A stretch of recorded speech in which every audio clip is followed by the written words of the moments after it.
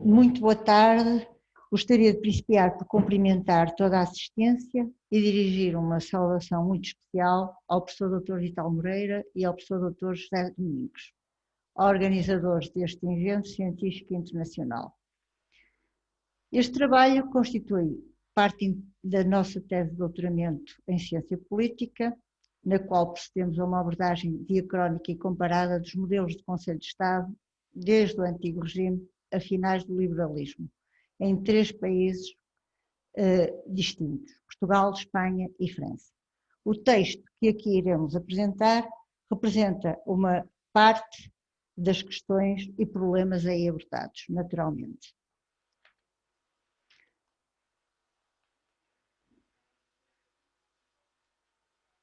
O objeto de estudo e as questões de partida são, respectivamente, a análise jurídica e política das metamorfoses do Conselho de Estado na transição do antigo regime para o regime liberal de 800, o método de abordagem ao institucionalismo político e jurídico comparados e as questões de partida, a primeira das quais remete para os fatores que justificam a manutenção do Conselho de Estado na nova ordem constitucional e a segunda, as principais mudanças de atribuições e competências do órgão, de forma a garantir a sua sobrevivência no período pós-revolucionário. O liberalismo, revolução e formação do Estado. Como sabemos, o liberalismo e o movimento liberal deram origem a uma nova forma de Estado e uma nova forma de governo. As revoluções liberais projetaram estabelecer esta nova ordem, que impusesse a limitação do poder soberano. Este Estado liberal surge como decorrência do rompimento com o modelo de Estado absoluto, em que o exercício do poder régio era arbitrário. Há mudanças significativas na estrutura de poder, ou Estado, sob os auspícios do princípio da separação dos poderes, mas o poder central tende a ser fortalecido, mas é de base constitucional. Há um enfraquecimento dos poderes e jurisdições privadas, tão característica da época moderna, e os textos constitucionais consagram o conceito de Estado, quer na Constituição Francesa de 1799, na Constituição de Cádiz de 1812 e na Constituição Portuguesa de 1822.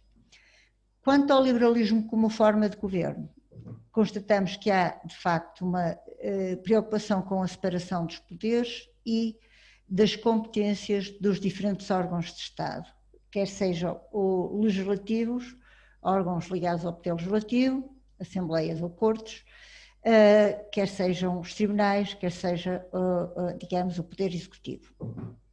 Há uma maior uniformidade política e legislativa, com constituições, códigos e regimentos, e há uma reorganização do sistema orgânico das secretarias de Estado e dos ministérios, proveniente da época moderna, do antigo regime, mas que agora são totalmente reformulados. Por outro lado, neste quadro, verificamos que também o Conselho de Estado vê redefinido o seu papel. A relação entre liberalismo político e constitucionalismo prende-se nomeadamente com o princípio da separação dos poderes e do governo representativo, que tocou todas as formas constitucionais liberais que analisamos. Em primeiro lugar a França, depois Espanha e Portugal. A tendência foi para um movimento de transladação de um sistema tripartido dos poderes para um sistema quadripartido, com a consignação do poder moderador à maneira de Benjamin Constant. O Estado liberal é sim fruto de um movimento político, ideológico e jurídico, o constitucionalismo, marcado pela configuração dos textos constitucionais liberais. O Conselho de Estado teve diversas composições e distintas competências ao longo do tempo e nos 3 países que analisamos, consoante os movimentos políticos e jurídicos que se vão gerando, nomeadamente ao longo do século XIX. Do ponto de vista do constitucionalismo estrito, as primeiras leis fundamentais corporizam genuinamente o ideal político da nação, maiormente na Assembleia Nacional Legislativa Francesa de 1791, que dera origem à primeira Constituição escrita francesa, A Constituinte de 1789, como sabemos, acontece como uma reunião dos três Estados. Nas Cortes Gerais da Espanha de 1812, com representantes dos dois hemisférios, e nas Cortes Gerais e Extraordinárias da Nação Portuguesa de 1822.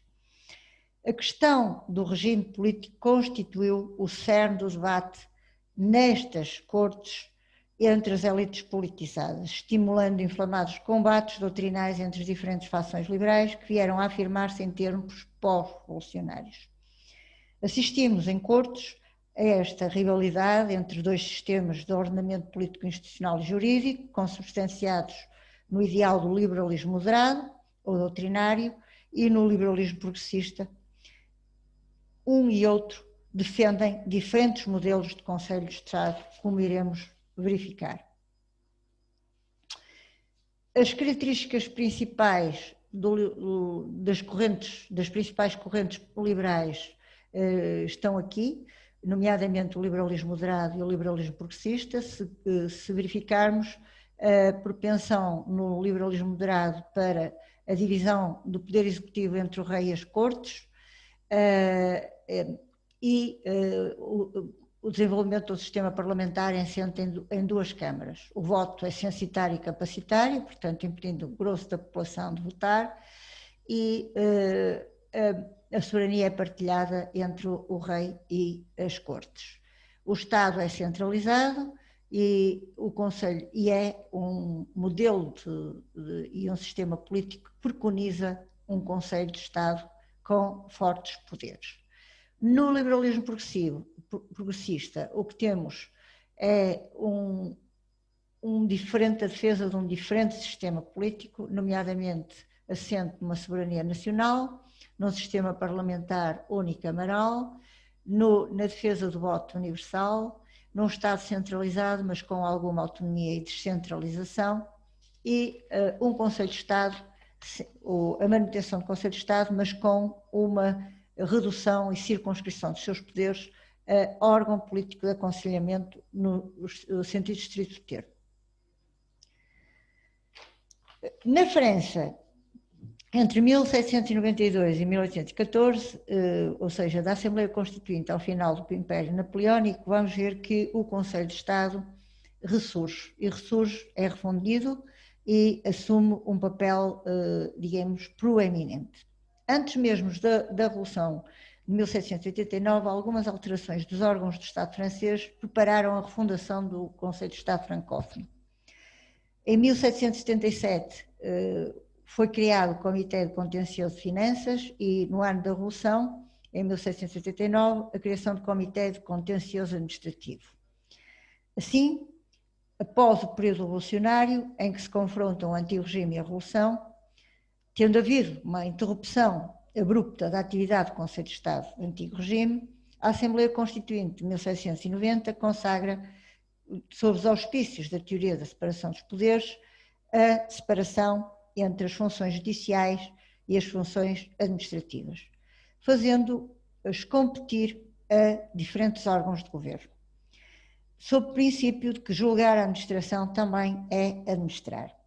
Nomeadamente, os tribunais judiciários, designado no Estado francês por Tribunal da Cassação, só têm atribuições de foro judiciário e, portanto, o contencioso administrativo pertence a um comitê ligado diretamente ao governo.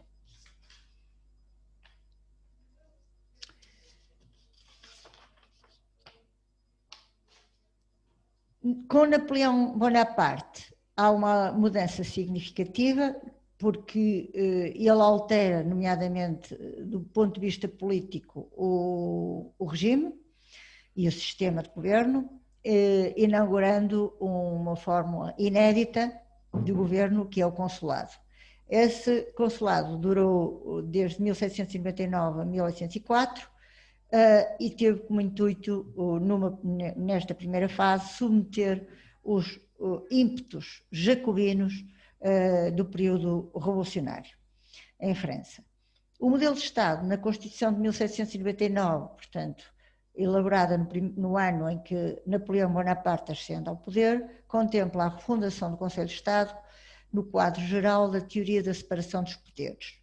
Um Conselho de Estado que nasce como uma instituição republicana, é bem dizer, uma vez que o governo da República é confiado a um imperador. Isto revela uma ambivalência conceitual própria do período pós-revolucionário. Este Conselho de Estado, de origem francófona, napoleónica, detém amplos poderes de aconselhamento político, incluindo poderes também legislativos, de elaboração de propostas e mesmo de execução de lei, e de contencioso administrativo.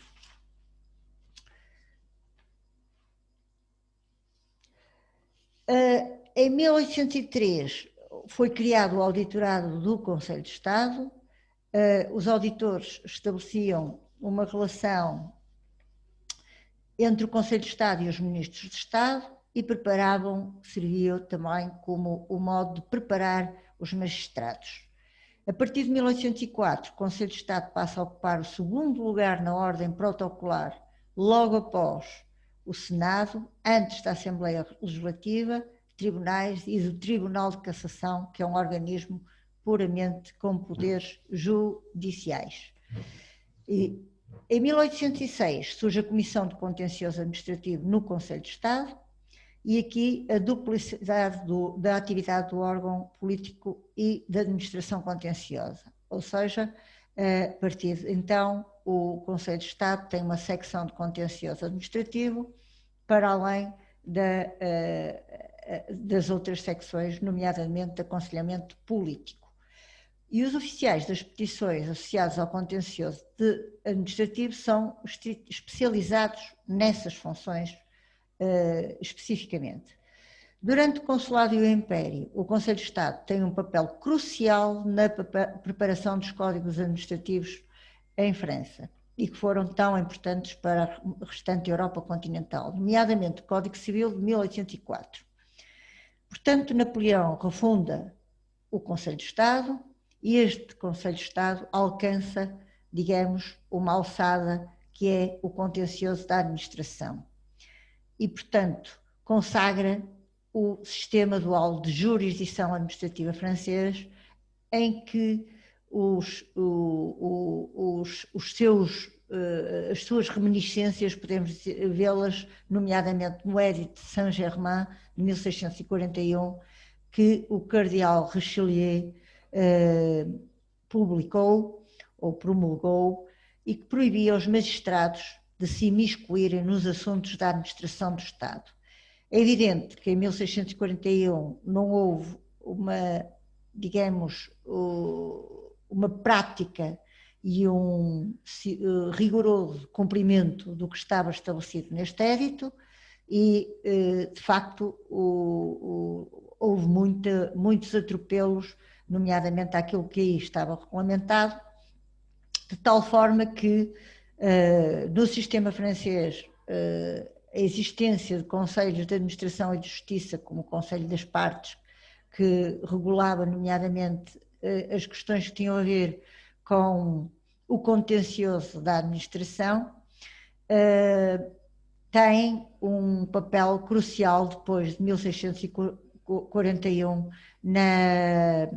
nesta criação do sistema dual de jurisdição administrativa francófono e que virá até à fase liberal.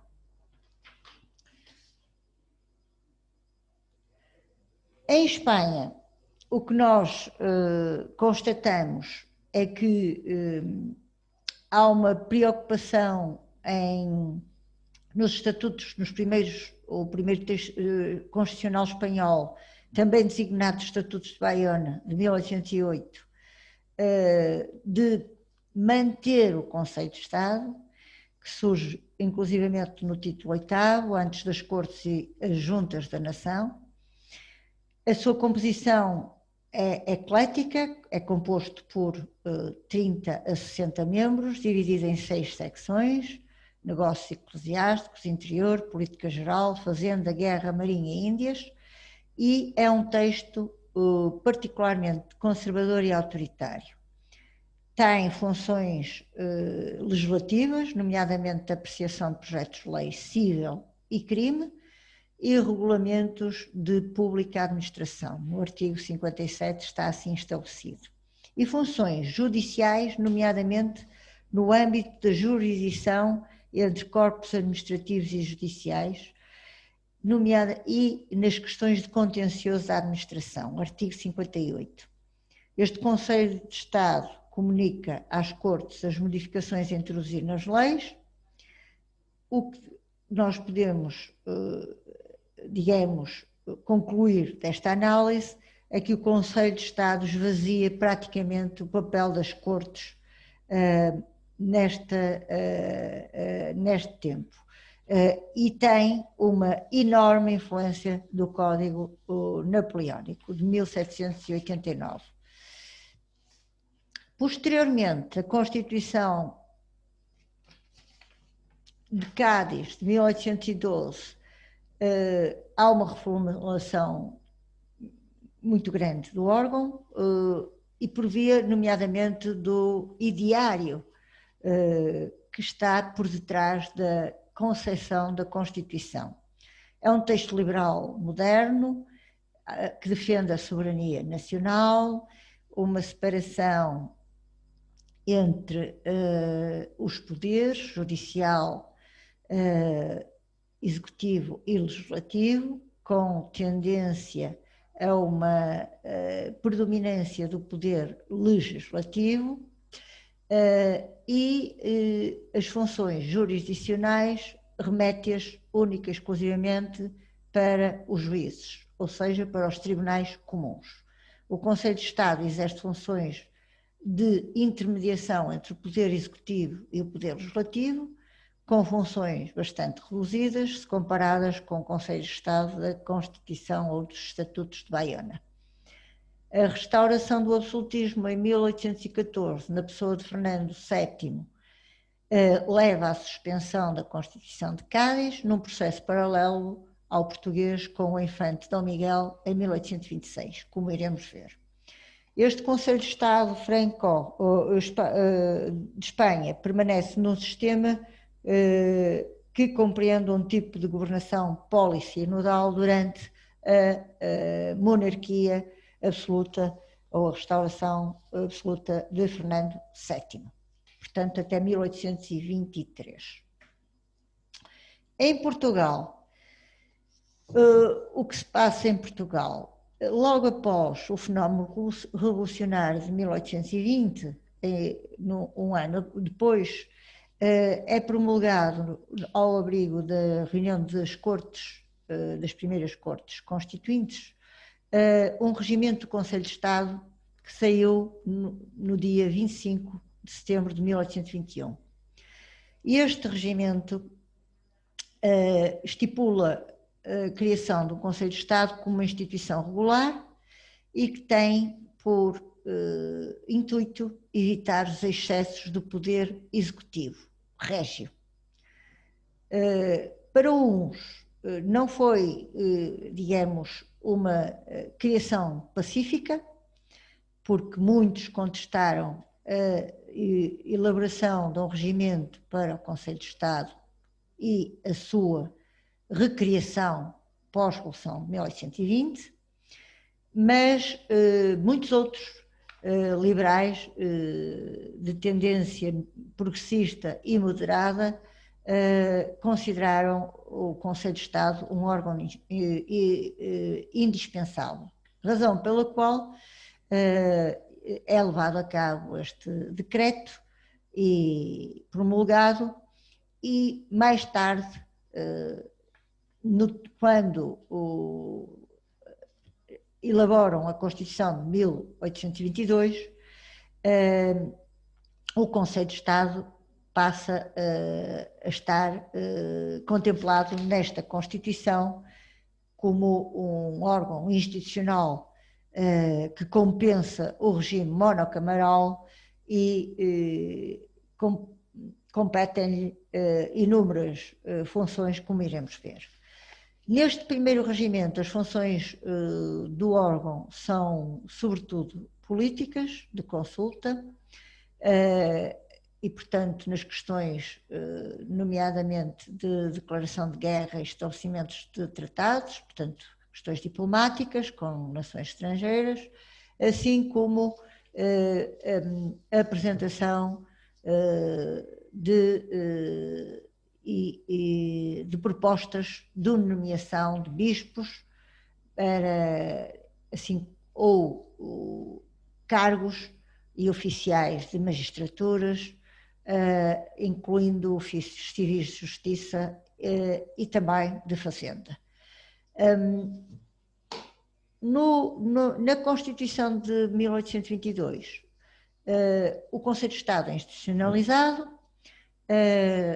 tem uma composição de 11 elementos, tem um mandato de 4 anos e sendo 6 dos 11 membros do continente, 6 do ultramar e 1 a decidir por sortes. Esta composição garante uma representatividade dos 2 hemisférios e, quanto às suas competências, elas são, bem a se verificar, que elas são bastante vastas. Para além do aconselhamento político estrito em assuntos graves, guerra e paz, sanção de leis, tem também, funciona como um órgão de assessoria da administração corrente, como iremos ver. Entre 1821 e 1823, o Conselho de Estado em Portugal reuniu 169 vezes e tratou de todos os assuntos governativos, funcionando como um órgão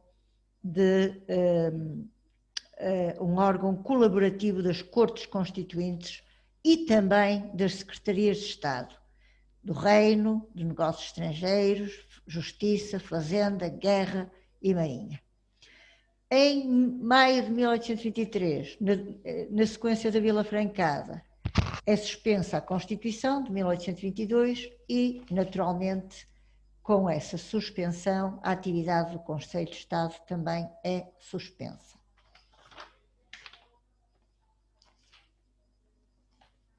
Por seu turno, na Carta Constitucional de 1826, as influências são outras, já não um modelo tão progressista quanto aquele que se verifica na Constituição de 1822. Vemos que as influências são, sobretudo, da Constituição Brasileira de 1824 e do modelo constitucional inglês ou britânico, que cria o poder moderador, que nomeadamente atribui ao rei nos artigos 71 e 74. Ao lado do poder moderador surge o Conselho de Estado e há uma redefinição das funções deste órgão. A função consultiva é feita no âmbito do exercício do poder moderador do rei e, portanto, sempre que o rei tem que fazer uso desse poder moderador, terá que ouvir o Conselho de Estado.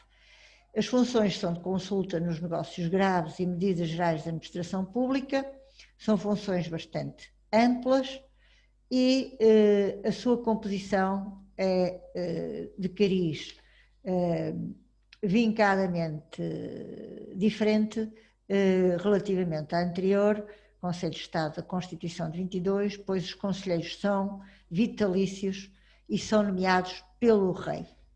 Artigo 110º.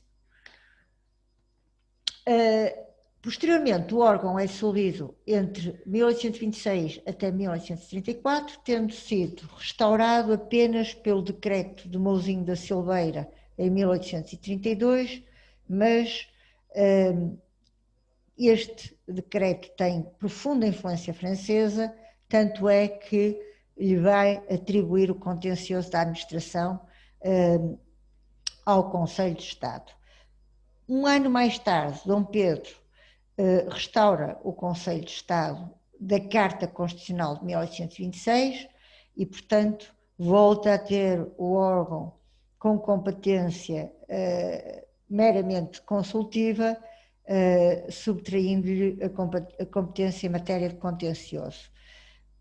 E por isso nós vemos que no contexto da cristalização das duas principais correntes do liberalismo em Portugal, a progressista e a moderada, que pugnam e defendem ideais de governo distintos, a progressista um modelo de governo mais judicialista, se quisermos, em que as funções judiciais devem estar acometidas a órgãos independentes, tribunais superiores, e os moderados que defendem que essas funções devem pertencer ao Conselho de Estado. Esta disputa vai, digamos, decorrer ao longo da década de 30 e 40 do século XIX, consumando-se durante o cabralismo o modelo de jurisdição, dual de jurisdição administrativo da influência francófona, com a elaboração de uma nova Constituição e uma reforma, digamos, ao poder local, que permitisse precisamente que o Conselho de Estado tivesse atribuições de foro administrativo, de julgamento administrativo. Temos aqui um quadro que representa os momentos de atividade do Conselho de Estado português ao longo de todo o século XIX e verificamos que o Conselho de Estado português, em momentos políticos críticos, desempenha uma função mais vincada, é mais ativo. E, nomeadamente, durante o vintismo, o período da Guerra Civil, durante o cabralismo e depois na regeneração e na crise do rotativismo, com tendência pós-crise do rotativismo para a sua erosão. Esta erosão também está relacionada com outro fenómeno, que é a progressiva parlamentarização do regime a partir de finais da regeneração e, portanto, esse facto diminui o protagonismo à medida que se aumenta a parlamentarização e o poder legislativo é mais forte. Há uma diminuição do peso do Executivo e, com isso, naturalmente, do Conselho de Estado.